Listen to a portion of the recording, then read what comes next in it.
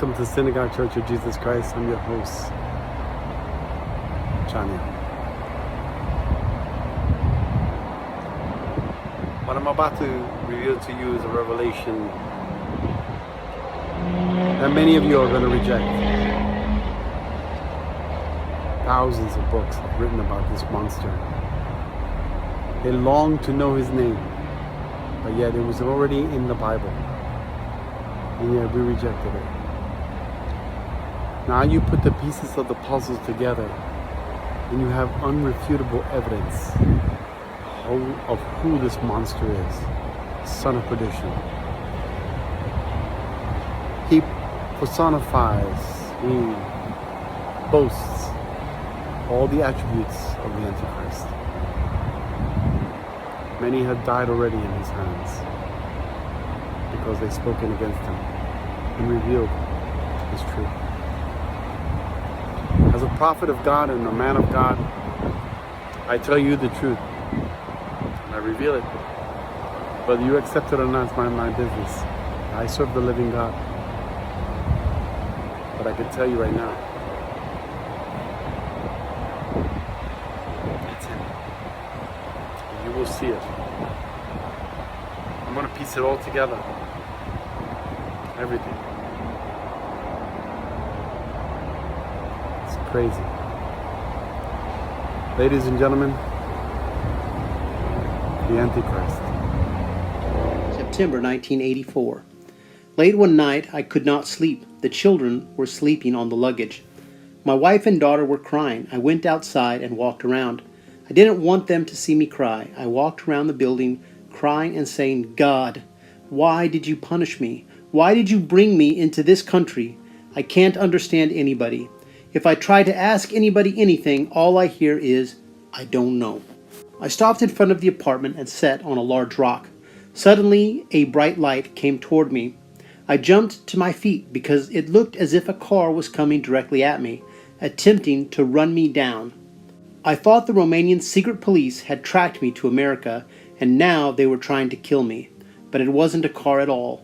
As the light approached, it surrounded me. From the light, I heard the same voice that I had heard so many times in prison.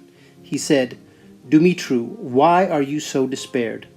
I said, "Why did you punish me? Why did you bring me to this country? I have nowhere to lay my head down. I can't understand anybody." "Dumitru, didn't I tell you I am here with you also? I brought you to this country because this country will burn." I said, "Then why did you bring me here to burn? Why didn't you let me die in my own country? You should have let me die in jail in Romania." He said, "Dumitru, have patience, so I can tell you. Get on this." I got on something next to him. I don't know what it was. I also knew that I was not asleep. It was not a dream. It was not a vision. I was awake, just as I am now. He showed me all of California and said, "This is Sodom and Gomorrah. All of this in one day it will burn. Its sin has reached the Holy One." Then he took me to Las Vegas. "This is Sodom and Gomorrah. In one day it will burn." Then he showed me the state of New York. "Do you know what this is?" he asked. I said no. He said, "This is New York. This is Sodom and Gomorrah. In one day it will burn." Then he showed me all of Florida. "This is Florida," he said. "This is Sodom and Gomorrah. In one day it will burn." Then he took me back home to the rock where he had begun. "In one day it will burn. All of this I have shown you." I said, "How will it burn?" He said, "Remember what I am telling you, because you will go on television, on the radio, and in churches. You must yell with a loud voice. Do not be afraid, because I will be with you." I said, "How will I be able to go? Who knows me here in America? I don't know anybody here." He said, "Don't worry yourself. I will go before you. I will do a lot of healing in the American churches, and I will open doors for you. But do not say anything else besides what I tell you. This country will burn." I said, "What will you do with the church?" He said, "I want to save the church, but the churches have forsaken me." I said, "How did they forsake you?" He said, "The people praise themselves.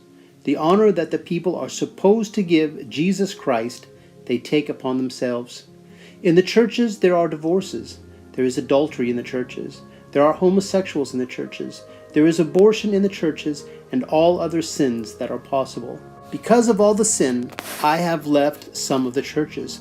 You must yell in a loud voice that they must put an end to their sinning. They must turn toward the Lord. The Lord never gets tired of forgiving. They must draw close to the Lord and live a clean life. If they have sinned until now, they must put an end to it and start a new life as the Bible tells them to live. I said, how will America burn? America is the most powerful country in this world. Why did you bring us here to burn? Why didn't you at least let us die where all the Dudemans have died? He said, remember this, Dumitru. The Russian spies have discovered where the nuclear warehouses are in America. When the Americans think that there is peace and safety, from the middle of the country, some of the people will start fighting against the government. The government will be busy with internal problems.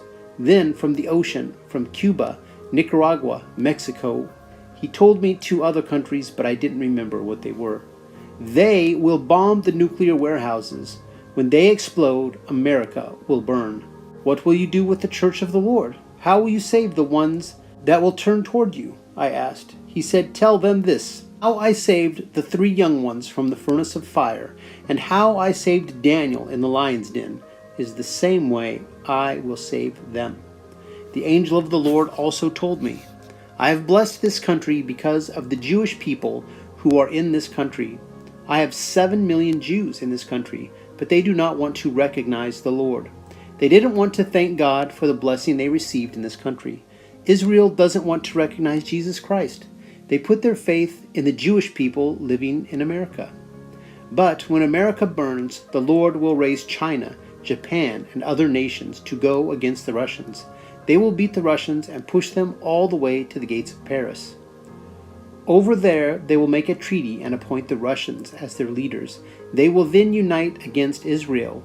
When Israel realizes she does not have the strength of America behind her, she will be frightened. That's when she will turn to the Messiah for deliverance. That's when the Messiah will come. Then the church will meet Jesus in the air, and he will bring them back with him to the Mount of Olives. At that time, the battle of Armageddon will be fought. When I heard all of this, I said, if you are truly the angel of the Lord, and everything you have told me is true, then all you have said must be written in the Bible. He said, tell everyone to read from Jeremiah 51, 8-15, Revelation chapter 18, and Zechariah 14, where Christ fights against those who possess the earth.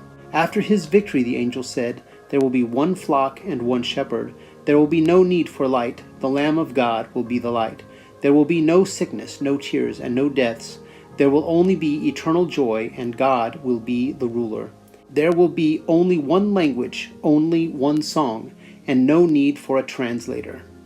And Dumitru, he continued, a word of warning. If you keep anything from the American people that you are told, I will punish you severely. How will I know that this is for real, that it will really happen? I asked. As a sign that I have spoken to you, tomorrow before you wake, I will send someone to bring you a bed, and at noon I will send you a car and a bucket of honey. After which I will send someone to pay your rent. The next day someone brought Dumitru a bed, and at noon a car arrived with the bucket of honey. His rent was also paid, as God had promised him. So this is available in the book Through the Fire Without Burning. And his number is 600-6. Several years back, I taught a message on the golem, an understanding of the golem. And I brought out just briefly at the end of that message, because I only saw with the light that I had at the time. But I knew there was far more. We think of 666.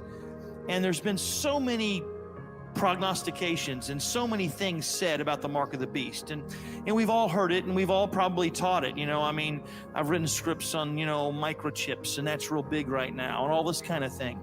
But when I saw your explanation in your book of this, it was just so staggering to me. You can explain it far better than I. Will you take a few minutes and just give us your understanding of this, because it's going to be so enlightening to so many people. It's Chi, Psi, and Stigma. They didn't know what these symbols were. So they thought they were Greek symbols. Then they began to evolve into, let's see, what do these symbols really mean? Why would there be 3 Greek symbols into the text? Why would God put 3 Greek symbols as a mystery? Well, God is not an author of mysteries, by the way.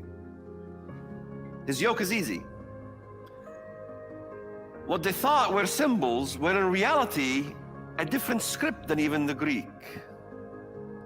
God is not interested in gematria. Gematria is the process of adding numerals regarding names. Maybe you take Hillary Clinton. H is number is this, and and then you add it up, see if Hillary Clinton means 666, and maybe she's the beast. Maybe it's Gorbachev, so then Gorbachev, and you add 666. Gematria was a process that was used in witchcraft. God is not interested in this gematria stuff, okay? So this developed, and then the translation started to put down 666 because they thought it was about the gematria. But if you look at the Codex Sinaiticus and the different codexes, they don't have 666. They got these symbols. Some even translated these symbols as 616, but it's not. When I first saw the Codex Vaticanus, I was literally shocked because I could read the text. It was Arabic. And as I look at it, it had here it is, these, y'all. Here it is. What thought these symbols? This and this in a very kind of circular way, and then you had this symbol. All right? Now this is an Arabic word. You can film it and ask an Arab, what is that word? Bism, in the name of. And this word, you can ask any Arab what that word is. Bism Allah, in the name of Allah, was on that badge that people put in their foreheads as John documented what he saw on the godly video. God showed him. And that will be the symbol of Islam, which is the 2 swords. That is a symbol in Saudi Arabia. It's a symbol of Islam from the eons of time. As a matter of fact, if you don't want to believe me, I urge you to watch a movie called Kingdom of Heaven. I don't like the movie, the outcome of the movie, that Salah ad-Din was a nice guy and the Crusades were the bad guys and that kind of thing.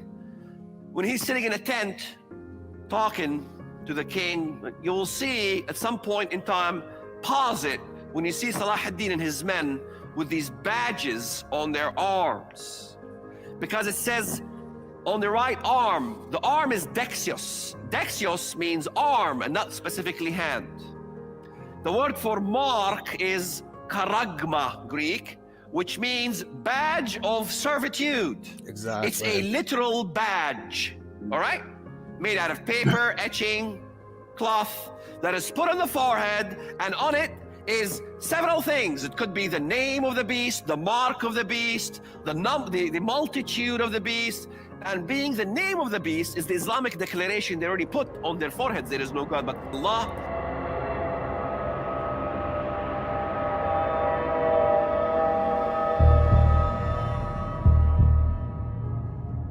Right now, the Bismillah, going back to the name of Allah, on the forehead of believers is a common practice in Shia majority countries. These are the headbands, the headscarves. What you're seeing on these headscarves is the name of Allah, is the name of this God on their forehead. I want you guys to know that me and Leroy got a ton of objections to this video within the comments about the image of the beast and the mark of the beast being Islamic. We went ahead and answered 10 of the most common objections that we got over on the Kingdom Podcast Patreon. But right here it says the sons of Adonaikim. Oh wow. 666. Please explain the dimensions of the image in Daniel 3. The Bible says that it is 60 cubits in height and 6 cubits wide. So if you want to go ahead and see that, go ahead and click right here. We will give you our 10 most in-depth explanations as to what actually the image of the beast is. Some of them actually have the Arabic calligraphy, which is the Bismillah, the name of Allah on the hand. Others, there's the forearm, which you were actually showing me, brother, that there was an interesting connection to be made here. Band, do you remember that? Yeah. I think there's a hadith on it. I think even Wali Shabat video, he kind of touched on it, but it talks about an armband being would be sort of presented to a believer, a Muslim, who has a multitude of sin and he's unable to get into Jannah.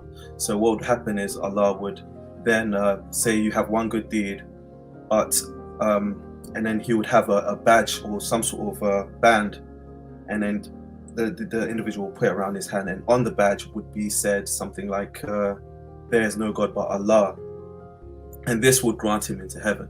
So you can see the same sort of understanding that, and this is why obviously in images like this and Hamas and a lot of these groups that we see on TV and stuff like that, a lot of these extremist group, they have the headbands, they have the armbands, because they are very aware about these hadith and they understand the magnitude of what it is. So when they have it around their wrist and stuff like that, it has a meaning, there's a context behind it. Which these are commonly used in Islamic countries. You go to Sudan, you go to Libya, you go to Iraq, Iran, even like, and a lot of this is still, I mean, it's common, but a lot of this is still not super common throughout the Islamic world, because the Sunnis are pretty, they're not as radical as the Shias. But when the Antichrist comes onto the scene and the false prophet, we're going to talk about the false prophet, because the Antichrist really is the one where he receives the worship, he receives, the bay'ah, the pledge, but the false prophet is the one that enforces the mark of the beast. When the false prophet comes onto the scene, he's going to be enforcing this.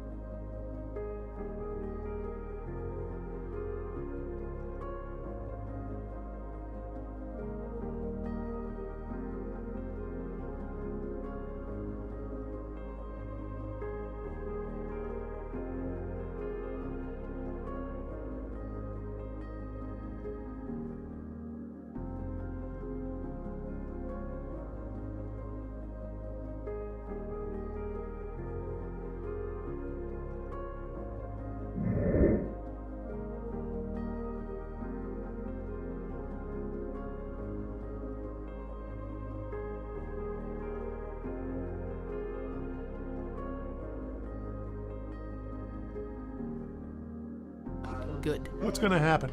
It's going to be a very big war, and everybody, the whole world will be in that war, based on what I learned. The whole world will be in that war. Everybody, all the Gentiles, all the Arabs, everybody will be against Israel and will fight in that war. How will it begin? It will be started by somebody named Gog. As far as I knew up there, only up there. He is called Gog? Yes. And do you know who this Gog is? I am sure I know who it is. Who is it? Obama, President Obama. He will start Gog and Magog? He will be the one who starts that war. He will bring his whole army. He will start the war here. And he'll fight against us? He'll fight against us. At first, everyone will just want Israel. Jerusalem, Israel. Everyone will want it. Jerusalem? Jerusalem, yes. Everyone will want it. The whole world. They won't care about us. They will just want Jerusalem. Everyone will fight against each other because they want it. Not long at all. All of the bad things will take 2 weeks. All of the bad things will take 2 weeks. What will happen during those 2 weeks? What are the bad things? In those 2 weeks, what is the bad thing? More than a few million people will die. They will die like the only thing that saves them is if they repent. If a person learns the Torah and does good, that's what will save him. It says in the Gemara when they asked Rabbi Hagedal, what can a person do to save himself from the birth pangs of Messiah? Rabbi Hagedal answered, he should occupy himself with the Torah and acts of kindness. That's what will save him. Now tell me, what is this? What kind of war is this? A spiritual war? No. A war of soldiers against soldiers? What is it? Partly. At first it will be a war between soldiers. The whole world will just come, just at first. All the Gentiles will battle each other and will want Israel. In the end, what will happen is this. Everyone will unite and fight against us, fight against Israel, and many Israelites will die. Millions will die. A ton of people will die. Those who didn't keep the Torah and good deeds? They will die. And those who did keep the Torah and good deeds? Those who kept the Torah and do good deeds, it depends if they learned the Torah and did good deeds. There are those who observe but don't really care about it. They are loose about it. But if someone is really strict and studies the Torah and does good deeds, he will be saved. How will he be saved? He will be saved. What will happen is like this. Based on what I saw up there. What do you mean what you saw? Did you see it like a movie of the future? Yeah, like a movie of the future. I see it in a movie of the future. You see it in a few seconds, but it's lots and lots of time. Like the movie of my life, I saw it first. They showed me my life in a split second. Like in a fraction of a second, they showed it to me. And I saw every single second of my life. When I was a baby, when I was a little boy, I saw it all. Now let's move forward. You saw a movie. I saw a movie. Let's call it a movie of the future, of what's going to be. Yes. I saw everyone attacking Israel and came against us and fought against us. The IDF will hold them off for 2 days. Then everyone will just kill us and we won't have anyone to help but God. And then, suddenly... Wait. This war, the IDF will hold for only 2 days? 2 days. And after 2 days? We'll be finished by then. No IDF? No IDF. So everything is open? Everything is open. So when you say that Gog is Obama, Obama is the United States, you say that he will lead the... He will lead the whole war. And who will join him? Who will join him? Iran will join him. The UN. The whole UN. Russia? Yes, Russia, South Korea, the whole UN. Really, everyone. Everyone. All 70 nations will rise against us. 70. Where is ISIS in all this? ISIS. This is what I saw. They will kidnap people. They will just kidnap people. They will kidnap our people? Yes, like they did to Gilad Shalit. They will also do that. They will kidnap people and torture them and things like that. For now, what I also saw is that the Mount of Olives next to Jerusalem, for those who are saved, that mountain will split in two. And when the mountain splits, that very second, the Messiah will be revealed to everyone. Everyone will just see that it's the Messiah. We will know it's the Messiah.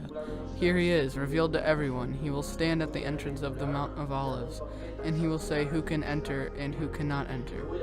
Anyone who is not saved will stay outside and die, and anyone who is worthy will be saved. You have to know what he will be saved from. So the mountain just opens, and also... Now, it opens. It opens? It splits in two. Something like... No. An earthquake? No. A nuclear bomb? What? No, they will rise up. You know how on the Mount of Olives there are graves, right? So 2 of the dead people will walk out. 2 dead people will come back to life. 1 from here and 1 from there. It will split in 2. That's how it will happen. And what I saw is that the Messiah is someone who can't sin, someone with no sin, someone who never sinned. He is someone who repented? Yes, he never sinned. He had never committed any sins. He is without sin. He didn't commit even 1 sin. It can't be that the Messiah is someone who sinned. It can be someone who we know very well. Lots and lots of people know him based on what I knew. But everyone will be very, very surprised that he, of all people, is the Messiah. Also, now, the Messiah, he will fight against Obama. And not only that, he will kill him and bury him in Israel. And I saw that. Yes, he will be buried in Israel. And I saw that when the Mount of Olives split in 2, then Messiah will stand at the opening. But he won't care who is religious, who has a beard, who a person is. He sees a person's holiness. He will smell each person. He will smell if someone is holy, if he is pure, if he did good deeds, if he is kind, to see if he has true fear of heaven and not just afraid of punishment and things like that. He won't say, "Here you are, you have a hat, you can go in." It's not like that. He will have power to feel what is truly inside every person. I have to also say that Africa's democratic progress is also at risk when leaders refuse to step aside when their terms end. Now,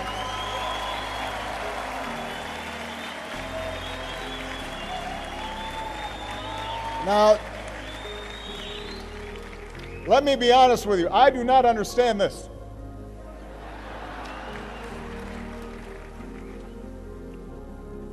I am in my 2nd term.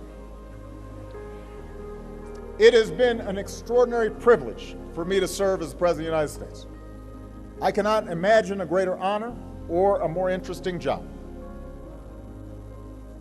I love my work. But under our Constitution, I cannot run again. I can't run again.